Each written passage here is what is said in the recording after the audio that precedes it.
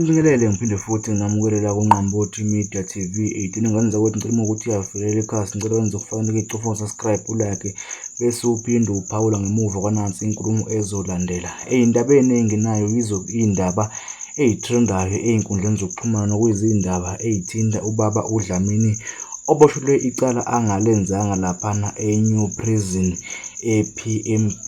Kanti-ke uhlangothi lwaKwaZulu seliphume umkhankaso wokulwela ubaba uDlamini njengoba bathi sebehlela ukuhlangana bengamadoda amaZulu bethi uDlamini akaphume kube yisiqubulo sabo leso sokukhipha uDlamini okuzothi noma uDlamini esephumile bese bemakhela umuzi bephinde futhi bemthengele imishini ukuze ikwazi ukuthunga njengoba kwividiyo evela esewumuntu othungayo ejele. Kodwa-ke ngale ukukhuluma kakhulu akwezwe nansi inkulumo ephumile. Inkundla zokuxhumana umdinanja wesangcobe kuphi nakuphi lapha abakwazi khona ukuthi bebe lokhuzana namandla ukuthi bekhulume bezwakale ngale ndlela okufanele ukuthi bezwakale ngayo. Kodwa mina bengikufisa nabedlovena amandla bengifisa ukuthi ikakhulukazi amadoda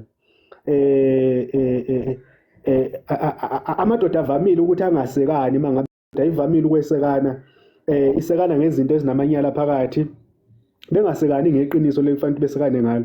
Sibonile ukuthi abantu besifazane bona bayakwazi ukuthi besekane beme ndawonye entweni abakholelwa kuyo nasentweni abayifisayo. Thina-ke singamadoda kushonephi kithi lokho ukuthi sibambane sibe ubumbane, ngoba uyabona uma singakhuluma sonke lapha eSouth Africa ngezwe elilodwa sithi uDlamini simfuna engaphandle kumnyama kubomvu ungapheli unyaka uDlamini engaphakathi ejele, lokho bekuzokwenzeka ngoba thina sinamandla njengoba silapha ngaphandle sinamandla kakhulu ukuthi lokho singakwenza kwenzeke. Ukuthi abantu kodwa uma thina sizothula sidonsa iy'nyawo sithi hhayi le nkinga ayibhekene nami noma sithi hhayi baningi kakhulu abantu abaney'nkinga, cha, kwesinye isikhathi isifundo siqhamuka ngoyedwa ukuze mhlawumbe uhulumeni nomthetho ufunde ukuthi kufanele ukuthi bangabe abantu ebabophe ngokweqiniso. Ukuthi abantu kungaboshwa abantu abangenalo icala bese ukuthi laba banecala ngoba banotho behlale ngaphandle kanye nathi, ngoba abantu abaningi basengozini nje namhlanje ingoba abantu abagangile bahleli ngaphandle bayihambela nje kwampunzi edlemini. Kodwa laba bantu abangenalo icala abangenabo abakhulumeli futhi abangenayo imali yokubakhulumela ibona-ke abahleli lapha ngaphakathi. Uyabona nje uma nginivulele laphana ulokhuzana umlayezo engiyithola kubantu iy'hlobo zabo ezaboshwa nobufakazi ababukhipha ukuthi kwazeka kanje nakanje, uzobona ukuthi usizi lingakanani lapha ngaphandle. Umuntu aboshwele ukuthi kuthiwe udlwengule ingane yakhe ethi esedlungile ingane yakhe afike ahlale ejele aze asiqede isigobo sakhe abuye emva kweminyaka ewu-16, 17 abuye eze ekhaya. Uma kufika ekhaya kuchazwa ingane ibuzwa, ingane ikhuluma ukuthi cha, mina ubaba akaze angithinte, mina umama wathi mina ubaba angithi kube kwenza kanje nakanje nakanje nakanje nakanje nakanje nakanje. Lokho kukhomba ngosokubala-ke nokuyiqiniso ukuthi thina singabantu kuleli zwe lakithi sihlukene phakathi, asifuni ukuhlangana, sizivumele ukuthi isitha sisihlukanise phakathi nendawo, kodwa futhi thina siyakwazi ukuhlala nesitha. Ukuthi abantu siyakwazi ukuthi sihlale nesitha sethu siphile naso isitha sethu, kodwa thina esinesitha esisodwa asikwazi ukuhlalelana futhi asikwazi ukubhekana futhi asikwazi ukuthi sikhulume into esakhayo siye phambili sisonke. Kodwa-ke ngingandi kakhulu ngidedela umnguni, bengifisa ukuthi wonke amadoda ashaye ngonyawo phansi lapha eSouth Africa ethi ngokohlangothi lwamadoda sihola besifazane bezemva kwethu sithi uDlamini thina simfune engaphandle kulo nyaka. Asifuni ukuthi-ke kube nezaba elibakhona ngoba sekucace ngokusobala ukuthi uDlamini akanalo icala egameni lakhe, ucindezelwe ngembokodo nje engamfanele. Afanele ngabe bacindezelwa ngale mbokodo bahleli nathi lapha ngaphandle. Mngoni, ngiyathobeka, senibuyile. Indaba zethu asixolise kakhulu njengoba nje sibhekene nalolu daba, kuningi kakhulu okulungiswayo, kuningi kakhulu esikuzamayo, kuningi kakhulu esibamba sikuyeka. Iqiniso lelo ngoba inhloso ukubona ubaba uDlamini ngaphandle. Kukhona omunye umbono engithe ngifika la ngawubona uthi bafisa ukhona ubhuti othi ubona ngakuhle kakhulu ukuthi i-account kutholakala i-account ye-hardware mhlawumbe yangakubo kufakwe direct to i-hardware ukuthenga i-material. Uyafisa ukuthi kube khona mhlawumbe i-account esingahamba soyivula kuleyo hardware ekuwukuthi shuthi siyofike sisho ukuthi singoba besinikeze eqondene nathi ukuze kubonakale makufaka thina imali. Nalokho futhi uma nikuseka singenza khona, ngoba inhloso akukhona ukuthi kube khona inzuzo esizoyenza ngosizi likababa uDlamini. Angikholwa ukuthi kunganjalo. Thina esikufisayo nesikufunayo ukuthi yena ubaba uDlamini akwazi ukumeleka, akwazi ukukhululeka, aphinde kwazi futhi naye ukuthi mayephumela ngaphandle aziswe esekhaya. Angiqhubeke lana ekuchazeni iqoqo leli labantu lakwantu. La sifisa wonke umuntu wesilisa, kunabantu besilisa abadlwengulwa bebancane, kunabantu besilisa abangakwazi ukukhuluma ngobuhlungu abadlule kubona. Bonke labo bantu sifisa ukuthi bekwazi ukuthi mase kuhlangenwe noma kukhona izindawo esihambele kuzona, sihlale sixoxe, abantu bebhoboke, bengagcini sebephenduka izilwane ngaphakathi kwabantu abaphila nabo. Iyona nto ebalekile leyo kuthina, ukuthi siphinde futhi khona omama abashiwa obaba bese bancane bakhulisa izingane bodwa, kunzima. Kodwa thina siyafisa ukuthi njengoba sikhona silekelelane nabo ukuthi sikhulise abantwana. Ingakho ke siyiqonda nale ekade ngiyifunda manje ebhalwe ugogo kaJubu ethi mhlambe yena akasathanda ukwakhelwa ngakubo. Ngiyacabanga ukuthi kuyiqiniso futhi lokho, kodwa ngethemba lokubambisana nangokunendlela ukuthi sizame siyogcina sifikile ekutheni siswe uvo lwakhe ukuthi ubefisa senze njani naye, ubengathanda kwenziwe njani. Okwamanje kusanzima ukufinyelela kuyena ngenxa yokuthi kunalolu daba futhi kuthe ukuphakama lolu daba. Kusakhona ama-complications amaningi kakhulu ukusondela eceleni kwejele kwamanje, abafuni noma ubani. Kodwa-ke ngethemba nangokukholela ekutheni mhlawumbe umuntu uyokwazi ukuhlangana noma ukuthola amalungu omndeni, siyokwazi ukukhulumisana nawo bese siza ukuthi yena ubefisa kanjani. Esikufisa kunakho konke ukuthi umuntu wesilisa akwazi ukuba ukuthi imizwa yakhe yobuhlungu ayikhulume, angaqhamuke seyingozi kubantu. Ingakho ke sithe sifuna ukuba nenhlangano yabantu besilisa ngoba sibona ngendlela isimo sesiyisona. Uma usondela kubantu besilisa nabantu besifazane sekukhona ubutha osebujulile obude osebuqinile, okukhomba ngokusobala ukuthi amadodakazi ethu awasaphephile namadodana ethu awasaphephile. Sekusiphoqa ukuthi singeneleleke thina njengabazali ukuthi sizame ukuthi sibuke lesi simo sisibukele eduzane, ngoba uma sithi sizophika nabantu abanganakho nabanganandaba kuzophela isizwe. Abantu bethi bona banandaba. Bukela nje einkundleni zokuxhumana ukuthi inhlamba engakanani. Umuntu usukela umuntu ongangogogo kaJobu amgagaze ngenhlamba engaka. Umuntu omdala ongamzala ngisho kumzala mhlawumbe futhi osondele ekuzaleni unini amgagaze ngenhlamba angamazi ngisho kumasa umuntu.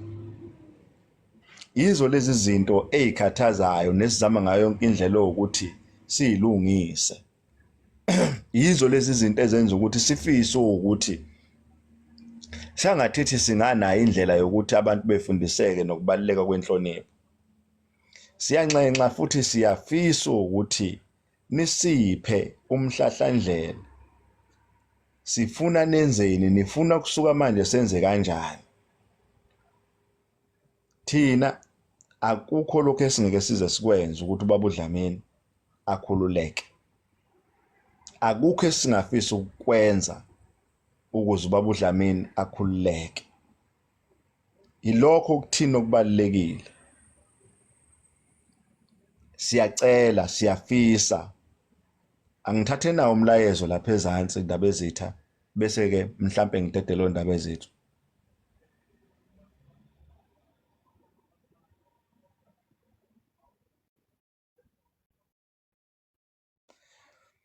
Uthi ugogo ngiyacela be request abantu ndaba ezethu bese phezulu ukuze sizothatha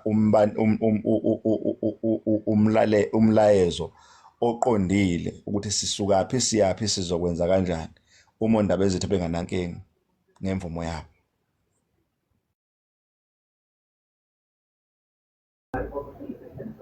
Ulungile wephakathi akunankingi ngizobadonsa la. Ndaba ezethu.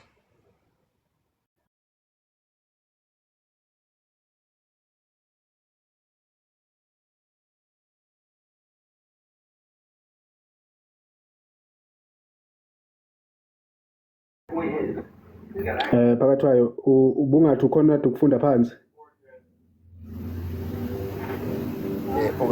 Kade ngithi mhlawumbe ugogo uzonyuka eselapha. Hayi abekho abantu abalokhuzile abalokhuzile abarequestile njengamanje. Kodwa mhlawumbe phakathi kwayo asithi ngoba akusizona angeke mhlawumbe ngeke ngithi akusibona bonke abantu abazophawula bethi akube yisiphi ilokhuzana isinqumo. Ngicabanga ukuthi isifiso sokuqala esasikhona kwasekuqaleni kwakuyikho ukuthi ulokhuzana uDlamini mangabe ephuma ephuma bese ethola indawo yokwakhelwa. Ingakho kwazi wavela noMphemba wathi uMphemba uma esakhelwa nginendawo mina lapha engizomcuphisa khona futhi indawo yakhona indawo ephephile, indawo ehlanzekile, indawo angazohlala kuyo. Manikhumbula uMphemba isazi wathi yena uzonikela ngendawo yakhe elaphana eMlazi ukuthi akwazi ukuthi abe kube khona lapha afihla khona ikhanda. Baba khona abaningi khona nezinye intokazi ezathi zicela ukuthi mangabe ephuma zona ziyomthengela ukudla azokudla esalindile ukuthi akhelwe indawo yakhe ngalendlela le afisa ngayo noma kule ndawo lena yobefisa kuyo yena. Ngoba kubalekile ngithi phakathi ukuthi sithole ukuthi uDlamini usengakwazi ukuthi aphile nomndeni wakhe wonke. Angithi abantu usengakwazi ukuthi aphile nomndeni wakhe wonke lona asuke kuwo ngo2009. Angithi abantu uma ethi cha sithola ukuthi engajabula yini mangabe simakhela endaweni ezithize ngoba sekukwaba khona bathe bona bengahamba beyomkhulekela emakhosini esigodi esithize lapha akangakwazi ukuthi akhe khona. Uma evuma ethi cha kunankinga mina nokuthi ngiyokwakha lapho noma ngiyokwakhela lapho, futhi nakho lokho kuyoba kuyinto enhle futhi lokho ukuthi cha njoba phela sewumuntu omdala nje singamthatheli inqumo zokuthi yena sithi thina hayi wena uzohamba uyohlala la alalele thina. Kodwa mhlawumbe yena ngokwesifiso sakhe ngoba lapha sizama ukubuyisa indoda esilahlekile, indoda esilahlekelwe ubudoda bayo obathathwa ngenkani kusukela ngo2009 kuze kuzofika manje. Manje ke le ndoda lena akufanele ukuthi siphinde futhi siyithathe lenqumo engazathi isejele. Kufanele ukuthi yona nayo ikhulume ekuthandayo nengakuthanda ukuthi cha mina beNdlovu ngibonga kakhulu ngeningenzela khona kodwa nakho bengicela ukuthi ningakhele la ngizizwa ngiphephile mangila, ngizizwa ngingaphephile mangila. Kodwa lokho ukuthi uDlamini mayiphuma akhelwe ngisami ngakho futhi ke kuyongithokozisa makuzohamba kanjalo phakathi kwayo. Ngoba enye into efanele siqonde ngeke bonke abantu laba besithathele inqumo, kufanele ukuthi thina siyithathele thina inqumo thina silapha phezulu ngoba inqumo ezingathathwa abantu zosisanganisa amakhanda ngempela ngoba kodwa thina ngoba siyayiqonda into esiyenzayo futhi ke siyazi ukuthi siphokophele lapha siphokophele khona. Abantu abanothando ngoba nasiqaleni nathi sasithilo sathi sicela abantu abanothando kuphela abafisa okuhle abakufisela uDlamini nabafisela nje ukuthi amadoda amanye aboshiwe nabantu abangabutholile ubulungisa ngenxa yomthetho esiphila ngaphansi kwawo belekeleleke noma besizakale ngalendlela le abafisa ukuthi besizakale ngayo. Engicabanga ukuthi ke abantu ke kufanele ukuthi ke kwesinye isikhathi noma kunzima ukulalela umunye umuntu kufanele ukuthi besilalele ngoba yithi futhi esisukile sazongena lapha sazonikela ngathi ukuthi sifisa ukuthi simsize uDlamini, simsize kanje njoba kwaze kwathiwa ke ayike uma sizomsiza ke thina singeke sikwazi ukuthi sibe khona ngokweziqu zethu mhlambe nangokwemqondo yethu sicela ukuthi sifake ini na, sicela ukuthi sifake inkece. Okuyiyona-ke inkecekeleni engicabanga ukuthi vele mina izokwenza ukuthi izinto zibe lula mhlazane uDlamini ephuma, sithole indawo akhelwe khona, athengelwe le mshini abantu ababeyikhulumile bathi sebafisa ukuthi athengelwe umshini wokuthunga ngoba ubukeka ngazathi unamakhono awafundile, noma mhlawumbe akhona amanye amakhono asenawo esingawazi ngaphandle kokuthunga. Uyolekelelwa lapho. Mhlawumbe abanye abaney'nkampani bengathi cha thina uLokhuzana uGugu uDlamini singamthatha eyosisebenzela, ngeke size sithi sifuna ukuthi agenqe iy'thupha ngoba siyazi ukuthi iy'thupha zakhe y'ngcolile. Ngicabanga ukuthi-ke kuyinto noma kuyisifiso sawo wonke umuntu okhona-ke ukuthi uLokhuzana umfo kaDlamini aphumelele nje. Sithi siqhele eduze kwakhe sibe sephumelile ngoba into esiyidingayo futhi sidinga abantu abangabaluleki bemqondo, osonhlala kahle, odokotela, bonke abazokwazi ukuthi bemluleke, bembuyisele ithemba, nanokuthi-ke ayibone njengomuntu othandayo ngoba ayikho into ebuhlungu njengokudelwa umndeni wakho. Ayikho into ebuhlungu njengokuthi uhlale iminyaka ewu-16 ungavakashelwa ngisho nawoyedwa womndeni. Ngoba besaba umuntu othize ngaphakathi emndenini. Ayikho into ebuhlungu kanjalo ngoba nalabo kade ubathembile ithemba lakho liyalahleka noma likuflathele ngoba abantu abaningi labo kade ubathembile sebekuflathele, abasabhekile ngakuwe, okuyinto embi kakhulu futhi ebuhlungu kakhulu ongeke uzuyifisele noma ngawubani okhona ngaphansi komthunzi welanga. Ngicabanga ukuthi phakathi masiyibambe lapho ngoba yabona mangabe sithi sifuna ukuthi iy'nqumo zabantu yithini, abaningi kakhulu abantu zosihlanganisa amakhanda iy'nqumo, bengangena ababili abathathu bebeke lokho abakubekayo kodwa ekugcineni kufanele siyithathe iy'nqumo zime zithi nsi, ukuze nathi sizokwazi ukuthi masisuka la siyakuphi. Ngithi uyabona ngoba akufanele bengazathi sizimpuputhe thina sibheke phambili. Abantu-ke sithi masibatshela sibatshele into eqondile ngoba lapha kuphoqwe umuntu ofuna ukuyigibela le nqola uzoyigibela ngenkulu inhlonipho nangenkulu ukuyithanda nangokukhulu ukufisela umfo kaDlamini okuhle. Angithi abantu siyafisa ukuthi le ndlela sihambe sonke size siyofika ekugcineni kwayo, kungabi bikho abazodilika endleleni ngoba kunje namhlanje amadoda amaningi ayekelelile. NoLokhuzana noDlamini uhlele ejele namhlanje, abafowabo ebekufanele bengabe bamsekile ngayo yonke into bayahluleka ukuthi bemeseke, okungabafowabo azalwa nabo esiswini esisodwa noma aphuma nabo khalweni lendoda bayahluleka ukuthi bemeseke esosizini esendlini emnyama. Manje-ke lokho kucace ngokusobala ukuthi amadoda esikhathini esiningi awasekani, kunokuthi asekane.